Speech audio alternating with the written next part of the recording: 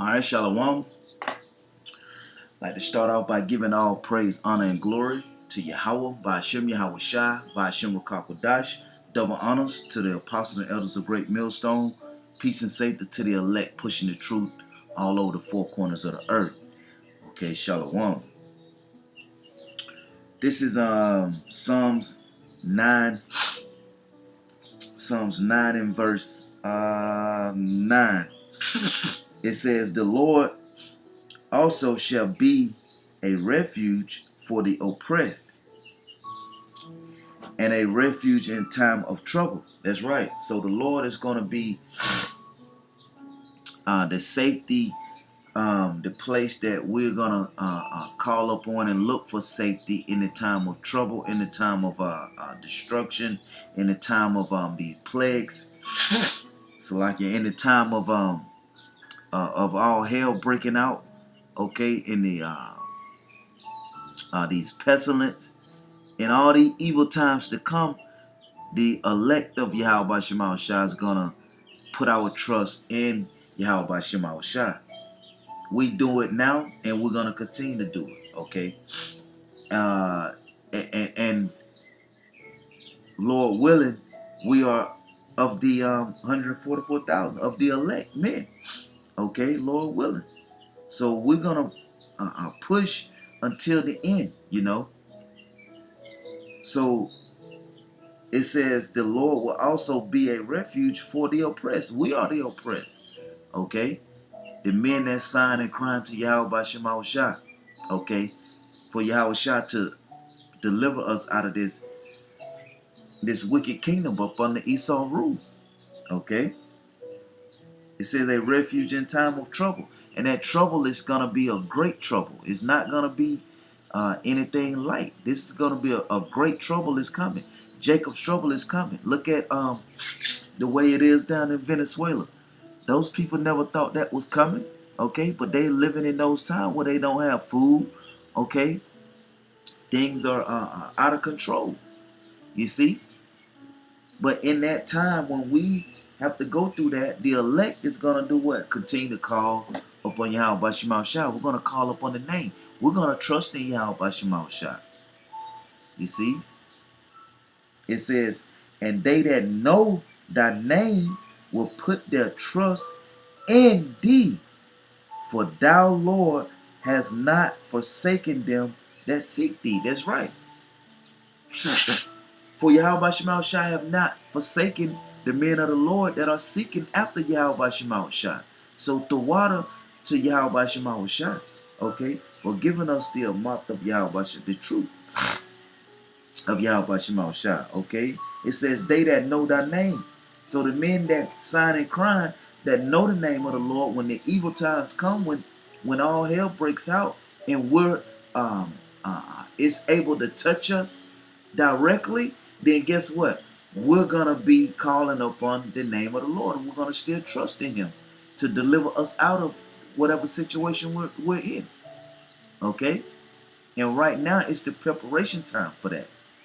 Okay, right now we're being prepared to make it through those situations that's coming.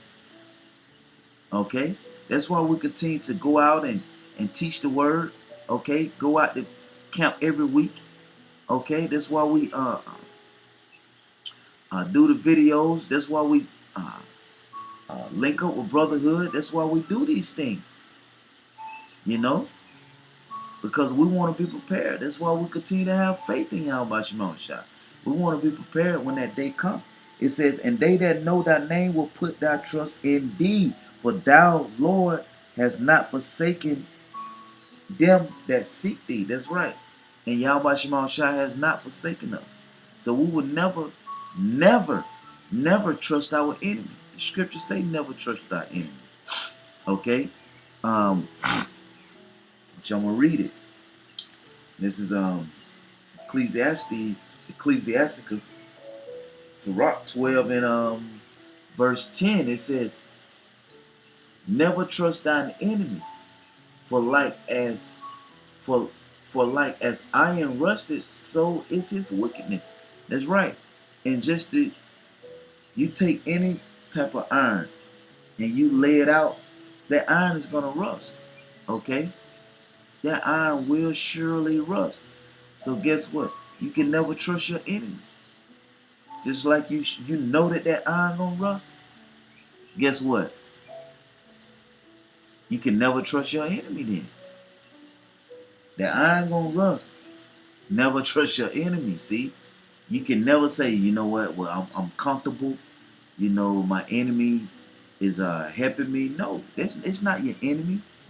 Everything is of the spirit of Yahawashi, the spirit of the Lord. He may put the spirit on your enemy to, you know, maybe let's just say give you a job. Okay. Well, that doesn't mean that you trust your enemy. Okay, because when things turn up, guess what? Your enemy gonna side with his people. You see, and he gonna turn on you every time. Just to sure that iron gonna rust. Just to sure he gonna turn on you. Watch when the race wars break out. Your enemy gonna side with his people. You see, but you have to cleave to Yahawashi. It says I'm gonna read back up at verse 9. It says, "In the prosperity of a man, enemies will be grieved, but in his adversary, even a friend will depart." See? I'm gonna read again. It says, "In prosperity of a man, enemies will be grieved, but in the adversary, even a friend will depart." That's right. When things turn up, when the heat turn up, that's when you're going to see who they really are. Okay? And in that time, guess what the enemy going to do? He going to side with the enemy. Okay? He going to flip on you. So verse 10, it says, "Never trust thy enemy, for like as iron rusted, so is his wickedness. Though he humble himself and go crouching, yet take good heed and beware of him, and thou shalt be unto him as if thou hadst wiped a looking glass, and thou shalt know that his rust had not been altogether wiped away." See? So that's what the enemy gonna do. He gonna show you who he is. Yeah, he'll humble himself, right? But then when that heat turn up, your enemy gonna turn up every time. Every time. Every time. And the enemy gonna side with your other enemies. So we are to trust who? Only Yahawashi. You trusted your enemies. Look where it has gotten you this far. Nowhere. You see? We are nowhere near the kingdom of Yahawashi, the kingdom of heaven. Trusting your enemy haven't gotten you anywhere. And guess what? It's never going to get you anywhere. That's why the scriptures say never trust our enemy. Your enemy will plot on you day and night. You know? So you only to trust Yahawashi. It says, set him not by thee, lest when he had overthrown thee, he stand up in thy place. Never let him sit at thy right hand. See? So never let your enemy sit at your right hand. You see? Never trust your enemy. Okay? You never put in your enemies in the seat of the righteous. No. That's only for the righteous. That's only for Yahawashi and the men that's following after him in righteousness. Okay? You can never trust your enemy. I tell you what, you lay down, you put your trust in your enemy, you know, and just say you trust him with something very valuable, and all hell breaks out and shit get tough. Guess what? It's gone. It says, set him by thee, lest when he had overthrown thee, he stand up in thy place. Neither let him sit at thy right hand, lest he seek to take thy seat. See, he only want what's yours. He only waiting to make his move to claim what you're possessing over, or what you're holding on to, your seat, your position, your the things that you have, Yahawashi have given you. The enemy waiting to take it. He want it, and at the right moment, soon as you let your guard down, that's when he gonna move. Okay, it says,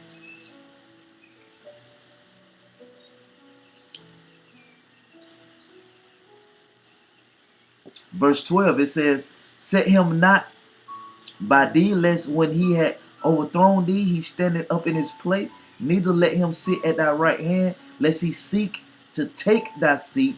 And thou at thy last remember my words, and be pricked therewith. Who will pity a charmer that is bitten with a serpent, or any such as come now wild beast? No one. You see? Because you've been warned. We told you that's your enemy. We told you that Esau is your enemy. Okay? We told you that Moab is your enemy. Okay? We told you by all of your enemies, right? We told you don't trust the 2/3 of Israel. But no, you don't take the words of the men of the Lord. Okay? Which is the spirit of Yahawashi is telling you through another brother, but you don't listen. So guess what? Who gonna pity you? Nobody. You wanted to trust your enemy, and then the enemy bit you. Esau came right back and bit you. Then guess what? It is what it is, man. Because you ain't listen. It says, so one that goeth to a sinner and is defiled with him in his sins, who will pity? For a while will he abide with thee, but if thou begin to fail, he will not tarry. Soon as things start going bad, he gone. He gone. Well, these women show you that all the time. So what? Hey, long as you up, you spend the money, they with you. Soon as you down, they gone. You see? Soon as you ain't got it no more, they gone. You know? It says,